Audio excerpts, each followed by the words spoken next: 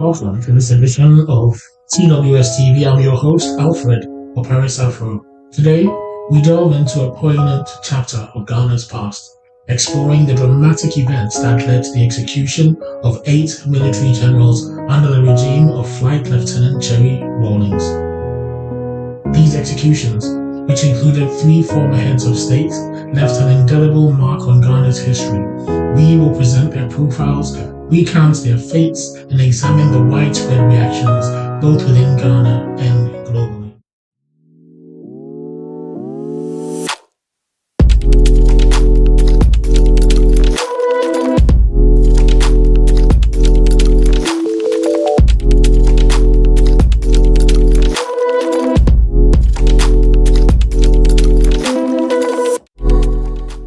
Flight Lieutenant Jerry Rawlings, a charismatic and controversial figure, rose to power on the back of widespread discontent with corruption and economic decline under the Supreme Military Council. In a dramatic coup on June 4, 1979, Rawlings overthrew General Fred Akuffo, claiming that a radical house cleaning was necessary to rid Ghana of corrupt elements. This period of intense political upheaval led to the formation of the Armed Forces Revolutionary Council, AFRC, which Rawlings chaired, composed mainly of junior officers. This coup was partly driven by Rawlings' view of the prevailing social injustices and moral decline he observed in Ghana's political and military leadership. General Ignatius Kutu Acheampong. Ignatius Acheampong, a significant figure in Ghana's military history, assumed power through a coup in January 1972, overthrowing civilian President Kofi. Acheampong's rule lasted until 1978, when he was ousted by his deputy Fred Akuffo. Acheampong was later arrested, tried for corruption, and executed on June 16, 1979, marking the beginning of Rawlings' drastic measures against perceived corruption. Acheampong's execution was significant as it symbolized Rawlings' uncompromising stance on corruption, despite international condemnation. General Akwesi Afrifa. Akwesi Afrifa played a crucial role in Ghana's political landscape. After aiding in the 1966 coup that ended Kwame Nkrumah's presidency, Afrifa briefly served as head of state and later facilitated democratic elections. Despite retiring to a life of farming and politics, he was arrested and executed on June 26, 1979, amidst Rawlings' anti-corruption purge. Afrifa's remains were exhumed and reburied in 2002, reflecting ongoing national reconciliation efforts by the Akuffo government. General Frederick W.K. Akuffo. Fred Akuffo's leadership came to an abrupt end with Rawlings' coup. Initially taking over from Acheampong, Akuffo's government fell when Rawlings, initially sentenced to death by Akuffo's court-martial, was freed by junior officers. Subsequently, Akuffo was tried and executed on June 26, 1979. His execution was part of Rawlings' broader strategy to eliminate corruption and restore discipline within the military government. Major General Robert Kotei. Robert Kotei, known for his roles as Commissioner for Information and Housing and later Chief of Defense Staff, responded promptly to Rawlings' call for former officials to report to authorities.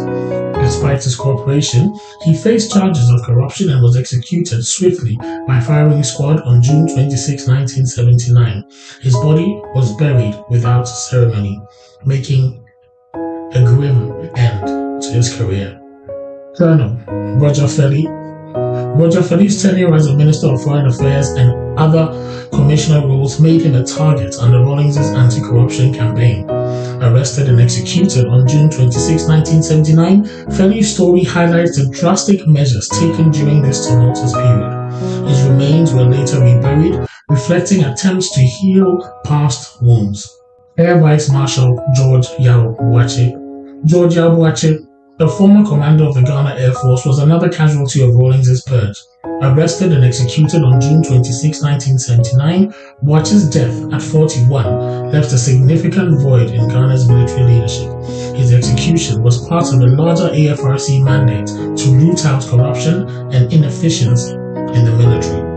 Rear Admiral Joy Amedume.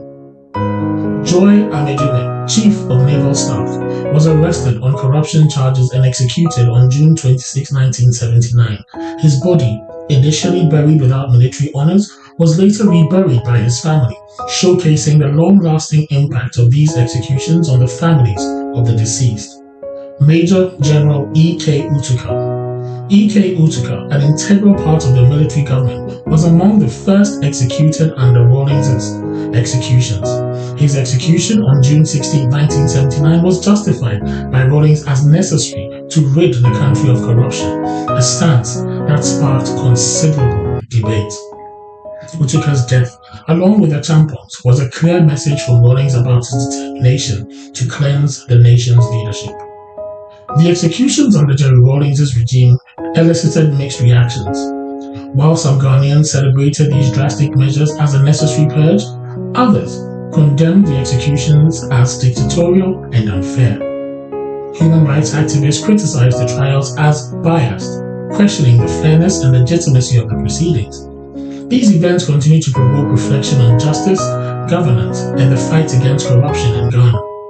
Rawlings' legacy remains deeply divisive, with some viewing him as a necessary revolutionary, while others see him as a tyrant whose actions left lasting scars on Ghanaian society. The execution of 8 military generals during Jerry Rawlings' regime remains a deeply contentious and emotional topic in Ghana's history.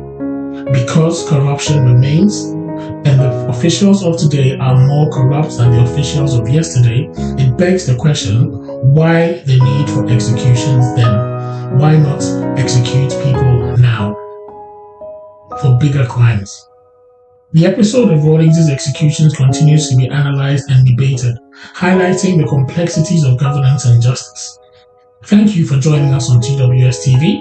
For this journey through history, my name is Alfred Apaisa. I'm inviting you to subscribe and stay tuned for more insightful narratives. I'm out.